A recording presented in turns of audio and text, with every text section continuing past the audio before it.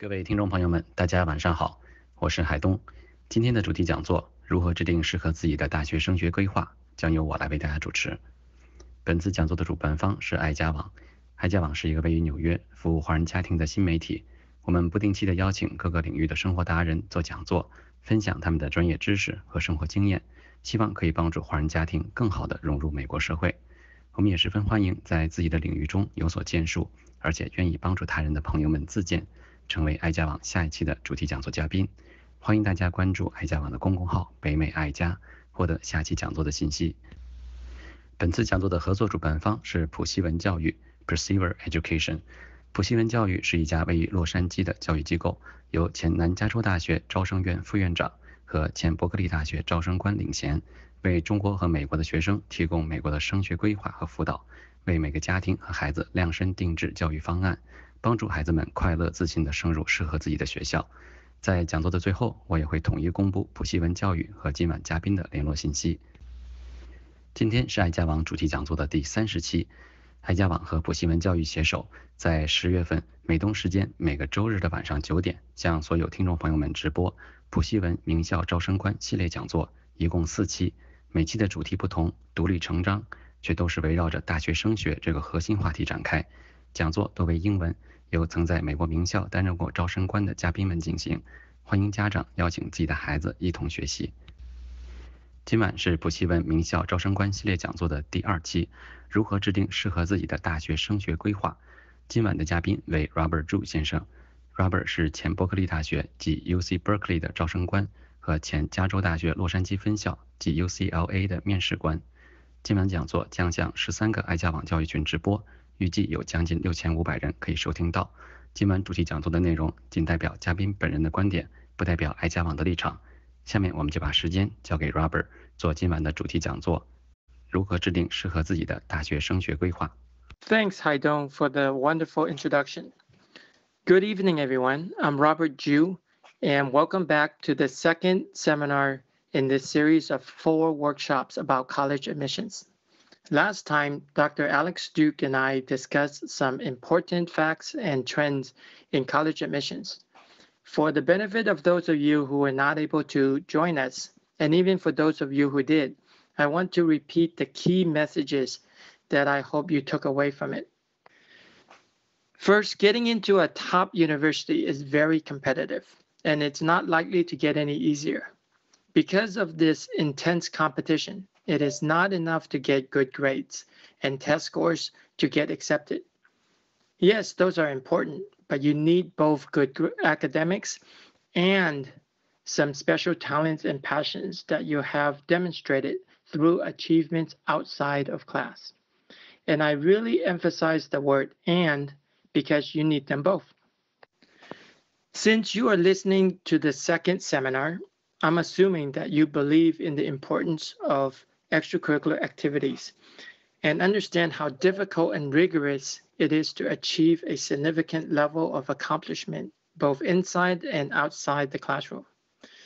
When I talk to parents and students, many people tell me how busy they are just studying and trying to do well in school.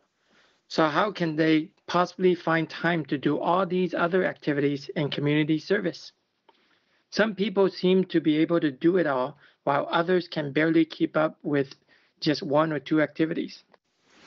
The fact is, we all have the same amount of time. No matter how rich or smart you are, everybody has 24 hours in a day, 7 days a week. How you spend that precious time and what you choose to focus on is what sets you apart from the rest. In this seminar, I'm going to show you how I use a structured process and tools to help my students maximize their achievements and gain acceptance to top universities. The secret lies in making good decisions and taking effective action. You need to know what to focus on, when it needs to happen, when to move on to something else when it is good enough. For example, a student who already scored over 1,500 on the SAT, but still spending a ton of time to retake it in hopes of increasing it by another 30 points. Is that really worth it? Or the opposite, knowing when to drop something if it is not going anywhere, like an unathletic kid who has no chance of getting onto a sports team. Sure, he can play it for fun and relax, but hobbies don't count for very much when it comes to college admissions. It is very difficult to do this randomly because you'll waste too much time. That's why you need to have a systematic approach to assess your situation, analyze what value each activity is worth, develop a strategy, have an actionable plan, and track your progress against your goals to understand what else you need to do and make adjustments as needed. To do all of this, Dr. Alex Duke and I developed a model we originally called the Apple model, and then it evolved into what is today known as the STEPS model. We used what we know as former admissions officers to develop an evaluation system where we assign points to every category that students are evaluated against. The points help parents and students to understand where the student's interests lie, what he is strong and weak in, and based on his goals and aspirations, what he should focus on. I will now take some time to explain what STEPS is and how it works. Then I'll tell you how we use it. STEPS, like I said, is a comprehensive evaluation and development program. We start with the endpoint and work backwards to make it goal-oriented. First, we evaluate students using the following key categories. The S in STEPS stands for Scholastic Aptitude, which measures academic achievements and how you pursue your intellectual interests, both inside and outside the classroom. This includes, of course, your GPA and test scores, but you also earn points for competitions and awards, as well as research and internships. The T in STEPS stands for Talents and Passions, which measures your achievements and skills in extracurricular activities like sports, art, music. The key is achievements and demonstrated skills, not just participation. Besides the skills in playing the sports or music, this is also where you can show leadership and initiative. For example, teaching others how to play a sport or starting a club at your school. This is where you get credit for being captain of the debate team or Model United Nations. E is for expression and P is for purpose. What is your goal in life? What do you want to achieve when you grow up, and how do you express this? These categories measure your maturity and communication skills. Do you care deeply about something like poverty or health issues or environmental issues? Do you take an interest in what is going on in the world and the issues that we are facing? How will you make a difference? High school is the time when you have to make the transition from being a little kid where all you worry about is yourself, from asking questions like, what do I want to learn? What sport or instrument do I want to play? And transition into a caring young adult where you start being aware and taking actions to care about something that is greater than yourself, where your actions can benefit other people. This is not only the right thing to do, but top universities are looking for the next generation of leaders and people who will make the world a better place. So we have to evaluate how you are doing in this area as well. If you are not yet a global citizen, we provide mentoring and life coaching classes that help you to find your passions and motivations, to genuinely care about something, and being able to express your ideas. Then we help you develop the skills necessary to make an impact. Finally, the S is for service, where we evaluate your community service achievements. This is not just measuring how many hours of volunteering you did. If that is all you have, that is not very meaningful.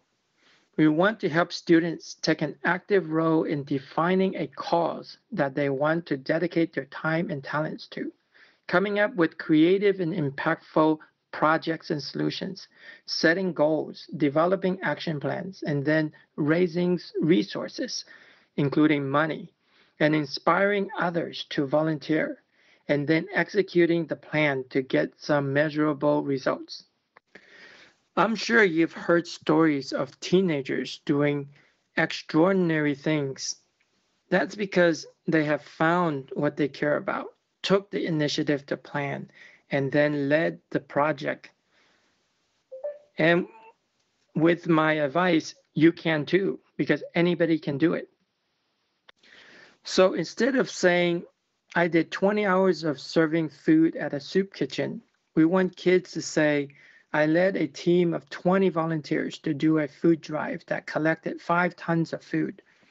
Or I put on a piano recital to raise money for cancer that resulted in $5,000 that I donated to cancer research.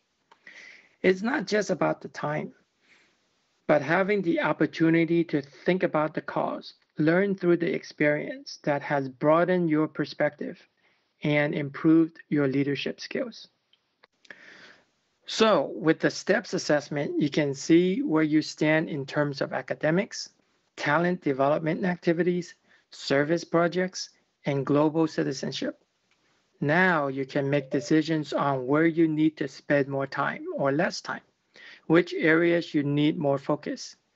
You can evaluate the value and trade-offs. For example, if I spend more time in this category, I only gain 5%.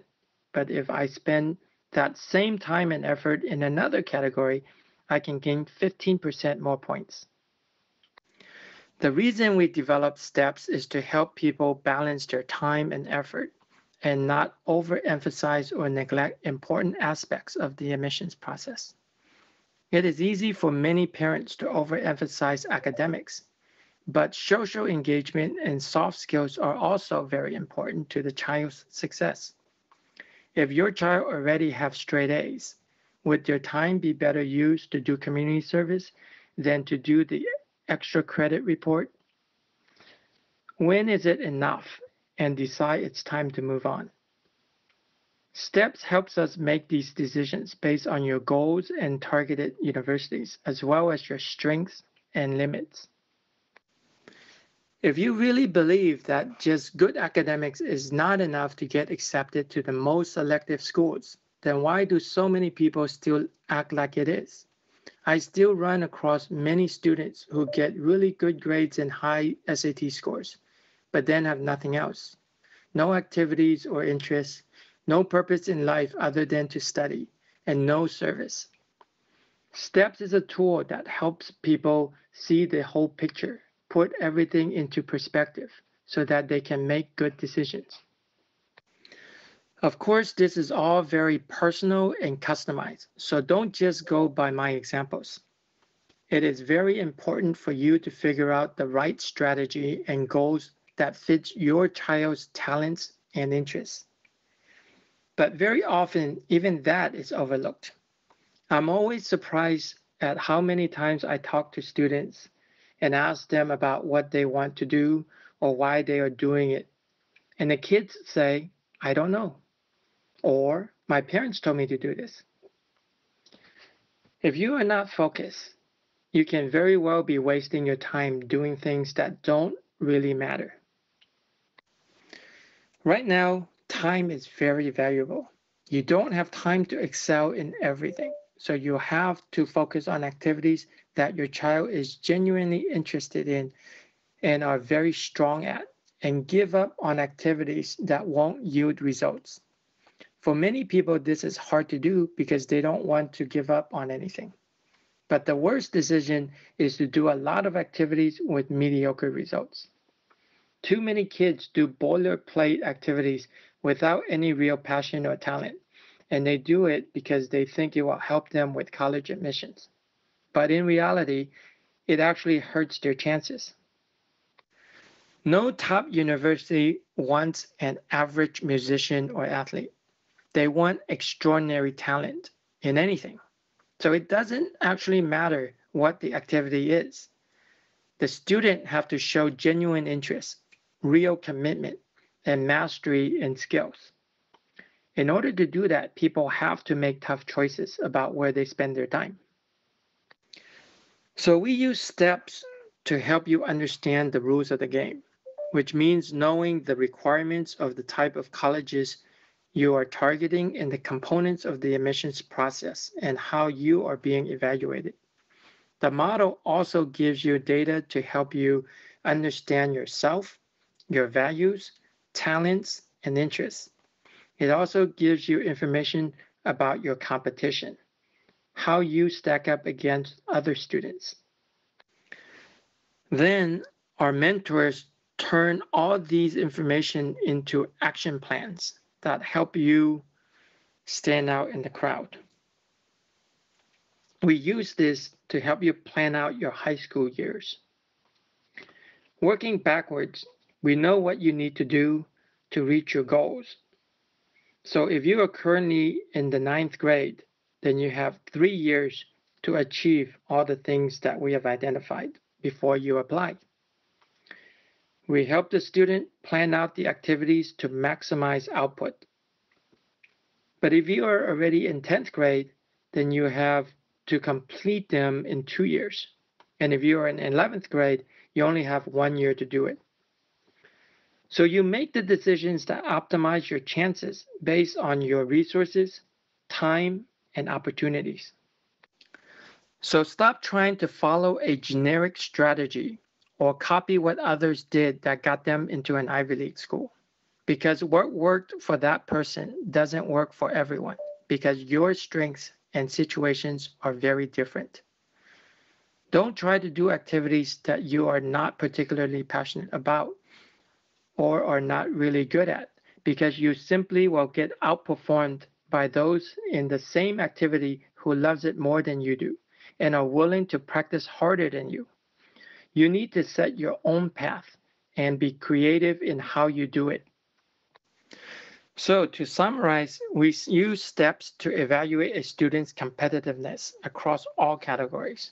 That information is used to develop a targeted strategy and action plan to optimize the value of the student's efforts. We use steps results to track progress against goals and make adjustments along the way. By having a comprehensive and systematic approach, you can get more done and increase your chances of success. Thank you for listening, and I will open it up to questions. Please stay tuned for the 3rd seminar next week, where I will go into more details about how to make your activities more meaningful. We are again offering free consultations with me for 30 minutes, where you can ask me more personal questions about your specific situation. We are also offering a special promotional package on writing college essays and preparing for interviews. 非常感谢 Robert 对大家进行的升学指导。下面的时间，大家可以通过文字进行提问。提问时，请使用下面的指令。没有使用正确指令的问题，将可能无法通知主持人安排作答。听众朋友们，如果可以用英文提问，请直接用英文提问；如果不方便使用英文，也可以使用中文提问。爱家网的义工将尽量准确地把问题翻译为英文。在大家准备提交问题的时候，我也借此机会向大家宣布爱家网的一个独家福利。Robert 本人同意为爱家网的听众朋友们提供30分钟的1对1升学咨询，价格为$200，但 Robert 愿意为前30名报名的爱家网听众朋友们免去这个费用。这个咨询机会现在只剩下几个名额了，有兴趣的家长朋友们不要错过。1对1咨询方式为线上，可以通过微信、Zoom 等方式，不受地区限制。报名方法我将在讲座结束的时候统一公布。Our first question asks, the UC counts GPA on the A to G courses. For East Coast students, do they count the courses business topics and business application, both whole school year for GPA? The answer is, when you fill out the UC application, you have to fill out these courses under electives and put in the grades. It will be counted. Our next question says, my son is in 12th grade It's already end of October. Is it too late to start preparing for his college application? The answer is no. It's not too late to start working on his application. But when you're saying prepare, it may be too late to prepare if he hasn't done what he needs to do. So, for example, the application is supposed to highlight and compile all of his accomplishments and how do we present that to the university. So if he hasn't done something, it's too late to go do that. But if he has been doing things all along his high school years, then right now is the time to kind of just put all that information together into a nice package in the applications process. If you want to talk to me more specifically about your son, I need to understand his situation, what he has done, and what kind of colleges you guys want to target, and then how we can help you in putting together the best application for him. Our next question says that since I said do not copy others, what are some of the suggestions on how to discover my kid's unique angle? The answer is, by the time your child goes to high school, he or she should have already developed some interests or some skills in specific areas. For example, by the time you're already in high school, it's too late to start learning a sport or learning a musical instrument and expect to master it within a very short amount of time and achieve some significant results before you apply for college. So you first have to start with what is your child good at and what are they interested in. So we have, again, mentors that work with the students to help them explore different areas, help them try different things that they are. So it's not a time to start new things, but to either enhance or rediscover what you already have. The next question is, what are the most common mistakes in application essay writing? And the answer is, of the essays I've read, there have been a lot of really nicely written essays in terms of English language or even telling a story.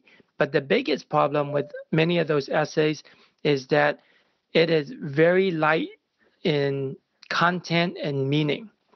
In other words, the essay is not like an English essay for your English class. You have to use the essay as a vehicle to show the admissions committee who you are, what you're made of, where you came from, what's important to you, and where you're going. You have to be able to show them through the essay almost like a window into your life and your personality. So the essay cannot just simply be a good story. And I think that's the biggest problem that I've seen is that many of the kids write a lot, but then don't really have a message or a point that they want the reader to take away from. So this is where I spend a lot of time with the students that I work with to help them analyze the college essay questions, to then really think about what it means to them. What do they want to convey through this essay while answering the question, but also showing a piece of themselves. And again, this is not easy because you don't just say, I'm a caring person, but through the essay and the stories that you tell, you have to show them that you're a caring person. You don't just say, I'm hardworking, but show them that you're hardworking. So selecting the right examples and the stories that you tell really matters, but also it matters only if you have a message that you can send through that. There's a reason why the college essays have a word limit. Because, well, first of all, the admissions committee don't want to read pages and pages that may or may not be relevant. So the hardest part about writing the essay for many students is deciding what details to include and not include, and which ones are relevant and not relevant, because oftentimes I'll read essays where they'll describe something, it takes half the page, but then really isn't relevant in this case. And then they don't talk about what the admissions committee wants to see until the last sentence. So you have to really utilize the words that you're given to really be able to craft the message. The next question says, how do you evaluate if an athletic activity is worth it or not? The answer is, again, it doesn't matter what the activity is. The activity is the vehicle. What we really want to evaluate is, what have you accomplished in this activity, whether it's sports or any sort of athletic activity? What do you learn from it? What skills did you gain? What experiences have you gained? What accomplishments have you achieved to show your commitment and dedication? And have you learned how to work well with others, whether it be in your team or your coaches? How do you handle stress and competition? How do you become more focused and mentally tough? These are all things that you should learn from your sports activity. It's not just about hitting a ball or how fast you run. It's about showing the admissions committee that you have the dedication and the drive to achieve a certain level of success in sports, and that you can take the same level of concentration and mental toughness into everything else that you do, so that you can also achieve the kind of success elsewhere. The next question is, how far in advance should we start to think about getting ready for preferred colleges? The answer is as early as possible. So there's two ways to look at preparing for college. One is the early stage. Like I said, by the time you get to high school, you cannot start a new sport or learn to draw or learn music and be able to accomplish a certain level of success before application. And so I would say from elementary to middle school is kind of the preparation that you need to set yourself up, where you're building the strong foundation, where you're developing interest and awareness. But in 8th grade is also when you have to start thinking about, well, what do I need to prepare for high school to be successful? Because you don't just get to high school and be successful. You also have to prepare for that. Do you want to get on a varsity team? Do you want to do debate or Model UN? How do you want your experience in high school to help you grow and achieve your goals? So each step prepares you for the next. Obviously, elementary school prepares you for middle school or junior high. Junior high prepares you for high school. High school prepares you for college. So the earlier you can start to think about and know what you need to do, the earlier you can get ready to start. But of course, the actual evaluation that colleges will do, they will only look at what you've done in high school. So again, you cannot be applying to high school using all your achievements and credentials from 7th grade or 6th grade, because that's too far into the past. So the younger years are just used to help you be successful at each successive stage. Then as soon as you get into high school, 9th grade, you got to start thinking about what kind of colleges or majors that you want. Obviously, many people don't know yet, but it's still a good time to start looking at different schools and requirements and having a good idea what the process is going to entail. What do you need to prepare for? Some schools count the ninth grade grades, so the GPA includes ninth grade. Some schools don't. Some high schools, you have to get into specific tracks, like an honors track, in order to take AP classes when you're a junior or a senior. Other schools are more flexible. So it all depends on your situation, but as soon as you get into ninth grade, you have to know what you need to be able to have a successful 4 years that you can then use to apply for college. The next question asks, what are the admissions officers usually looking for in the essay? The answer is they're looking for reasons to accept or reject you. So every student that submits an application is just a file to the admissions committee. They don't know you. They don't know who you are. So just by looking at the file, they can see your grades, they can see your test scores, and they see what kind of classes or activities you've done. But they really don't know your personality. They don't really know your interests. So the essay is like a window into your life, into who you are. So even if you get, for example, an A in chemistry, are you genuinely interested in chemistry, or are you just good at studying? So the college essay is an opportunity for you to tell the admissions committee what's important to you. What are you really good at and interested in?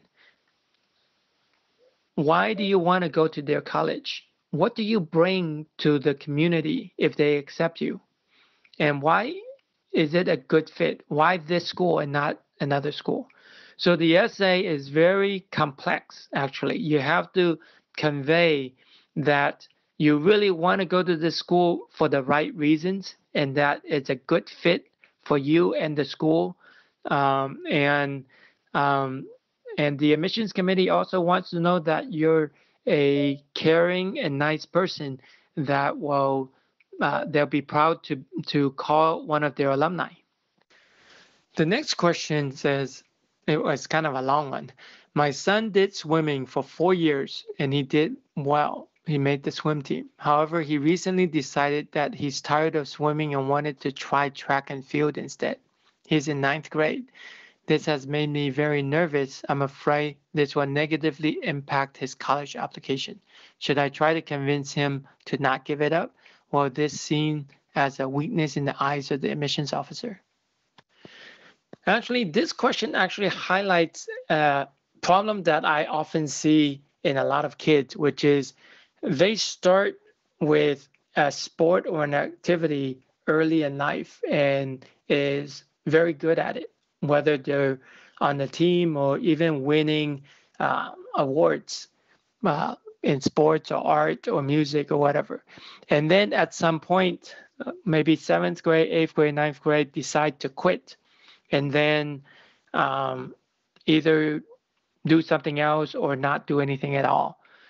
And the problem is that it's not necessarily a bad thing, but it's definitely not a good thing, because if he quits his swimming, then he won't have that as his talent, because what he did younger, like in middle school or even 9th grade, is too far in the past. He needs to continue to be committed to something long enough that he can have substantial results and awards and recognitions.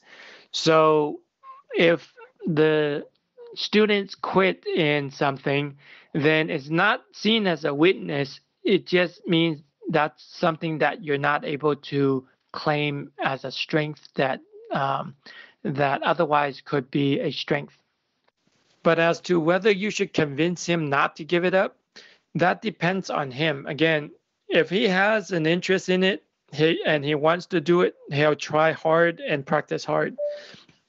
If he's just doing it because you're telling him to do it, or it's just good for college, but he's not really into it, then maybe he should try something that he has more passion for. So it all depends on him, how much time he has, how much effort he can put into it. And then you have to make the tough choice of what it is that he needs to emphasize and where he needs to make his mark and make a difference. The next question is, so many colleges sounds great when you look online. How do I know what college should I apply to?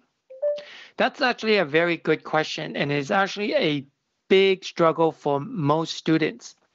So when I work with my students and I ask them what college they want to go to, I hear the usual names of Ivy League schools or Stanford, MIT, names that all of us have heard about. But then when I ask the second question, why do you want to go there? Most people do not have a very good answer. Most would say, oh, because they're a famous school, or because of some generic, oh, how good the school is, or good the name is. But that's not a good reason to choose a school, and that's definitely not a reason that the admissions officer wants to hear. So in the college essay, in the interview, and everything else, they're going to ask you, why do you choose our school, and why do you think it's a good fit for you? And if you give them a generic answer, like you have a great science program, or you have a beautiful campus, or the location, or whatever, then first of all, it shows you don't know very much about the school. Secondly, it shows you haven't done your homework. And third, they know that you don't really know much about the school. And as a matter of fact, many people go to some of these famous schools and love it, but many people go there and hate it. Some people go to a large school and actually doesn't fit their personality. Others go to a small school and it doesn't fit their personality. So you have to do more research than just looking online or on their website. As you can imagine, their website is a marketing tool. So of course they sound nice. Everybody's going to talk about how great they are. What you need to do is to dig deeper. You have to talk to students or alumni who has actually been there and ask them about their experience.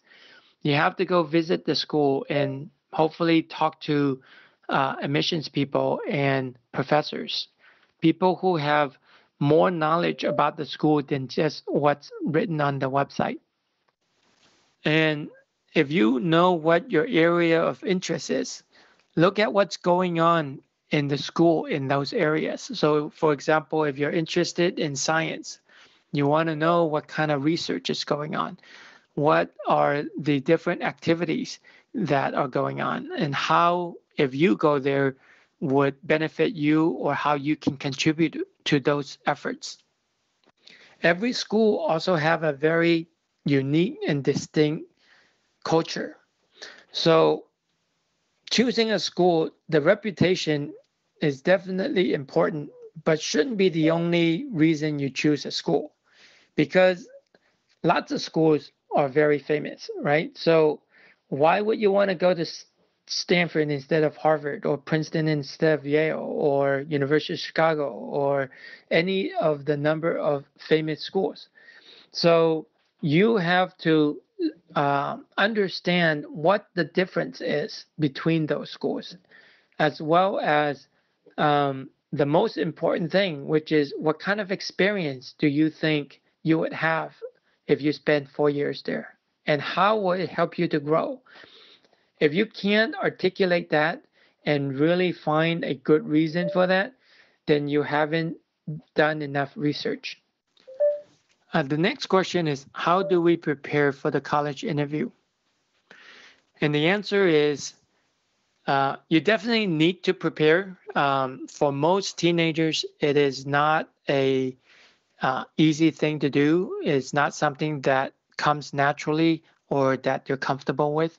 So they have to practice to be good at it, just like anything else. The more you practice, the less nervous you get and the better you can perform.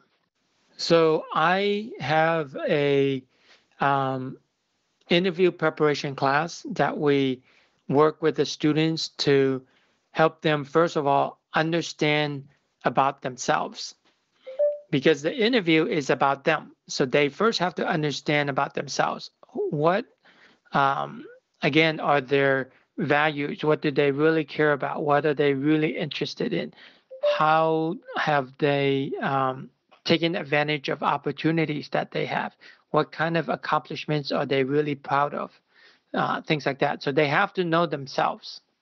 So we go through that. Then again, they have to have done research on the school so that they can talk intelligently about the school. And again, not just the superficial, beautiful campus, great academics, good professors, but really have something meaningful to say. And then we prepare them on their attitude and body language. Like they have to come across as friendly and smiling and not fidgeting and, good posture, dress appropriately. All the things that you would do like for a job interview where you want to make a good impression. Then you have to practice. So we have mock interviews where I ask very tough questions to grill them and make them nervous, make them think. But it's better for them to do that in a practice session than in the real interview. So the more they practice and the more they think about the questions that they're getting, then the better they're able to handle the situation, handle the pressure, and be able to give good answers. So mock interviews are very important. Practice, practice, practice. The next question says, it sounds like that there isn't such a thing that some sports are more favored by admissions officers than others. Is that true? The answer is it depends. It depends on the school.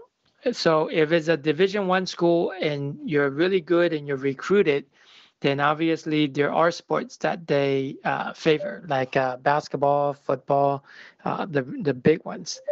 And also, it depends on your competition. So if you play a certain sport, but everybody else also plays that sport, then you're not very unique or different. So the sports you choose, first of all, should start with your interests and what you want to do. But if you really want to think about what kind of sports do colleges favor, then you have to look at how popular the sport is. You have to look at the university and what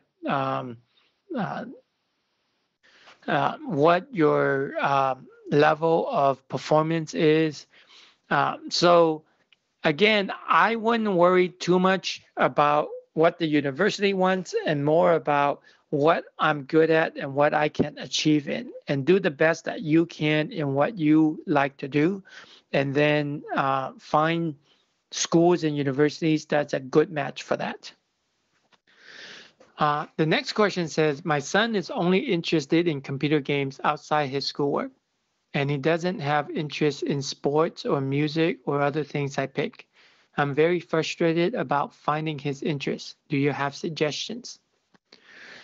Yes, so actually, computer games is one of the few activities that I think is kind of a waste of time.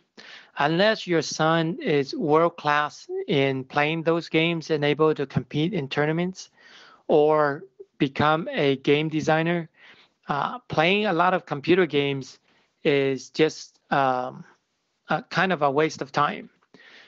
So it's good for him to play a little bit to relax and have fun, but it's generally not viewed as a productive use of time.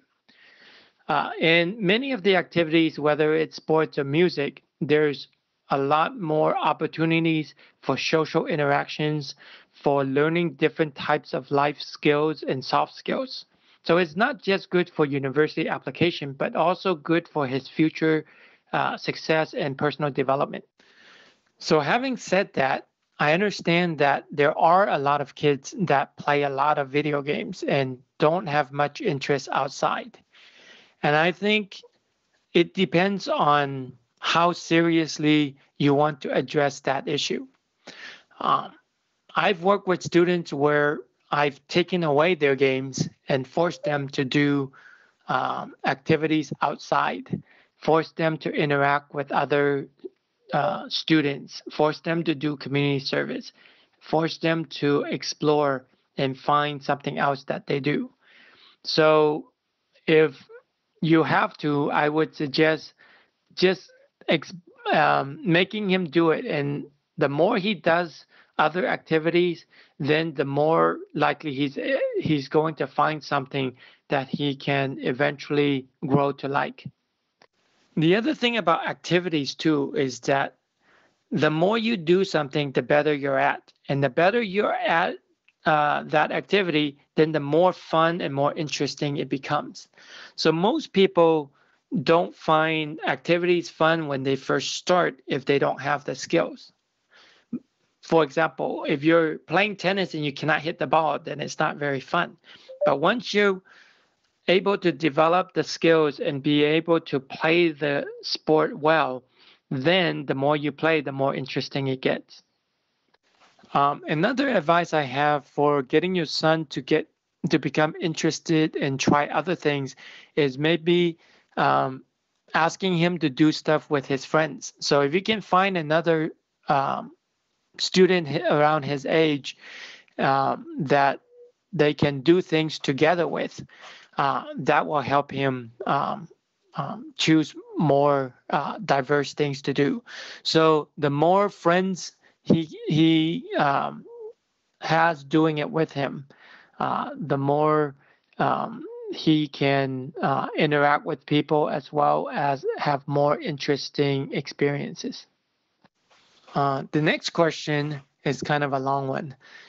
It reads, there is news that even Math Olympiad gold winner was rejected by Ivy League college. While this is extremely hard to win, does it mean that unless my kid is math genius, he'd better spend time on other activities like community service rather than this kind of competitions? I mean, the answer is that Ivy League schools look at the whole package. That's why they call it holistic admissions process. There's no one or two things that they look at. They look at everything. So while people that have won the Olympiad may have been rejected, so has people that have perfect SAT score been rejected or perfect 4.0 been rejected. This doesn't mean that you don't do it. It just means that it's not enough. You have to have more complete package so that you have these academic awards, but also, yes, community service and other activities that shows that you're a multi-dimensional, deeper person. So again, like I said in my talk with STEPS, universities don't just want people that just think about themselves. Like, I'm a genius, I do this, I do that, I study, I win contests, I have awards. But they're also looking for people that care about other people, care about issues that we are facing, care about helping others that are less fortunate than them. They want people that are able to apply their talents and knowledge in making the world a better place, changing it for better, whether it's in community service or in other activities, even engineering. How are you going to invent the next thing that will make humanity better? How do we move society forward? So those questions can be answered in many different ways. So again, it's not just awards and academics. It's about being a whole person, being a good person that the university wants to be part of their community. 非常感谢 Robert 的细心解答，也谢谢大家的积极提问。不过今天的讲座时间已经超标了，再次感谢 Robert 抽出宝贵的时间为大家提供升学指导。为了更好的和家长们互动，我们建立了普西文教育咨询群，对普西文教育所提供的升学留学服务有兴趣的家长朋友们欢迎入群咨询。之前曾经提到的爱家网独家福利，也就是 Robert 所做的30分钟1对1名校招生官升学咨询，报名链接也将在普西文教育咨询群里面统一公开，只有前30名报名的听众朋友们可以获得原价为$200的免费咨询，目前也只剩几个名额了，欢迎大家扫码入群获得报名链接，并抓紧机会抢先报名。另外呢，普西文教育现在推出美国名校升学 essay 文书辅导班，提供20节高级写作课程，小班授课，由前招生官们亲自指导如何写出更好的 essay。这个课程目前为爱家网的听众朋友们提供10%的优惠价格，限期1个月时间。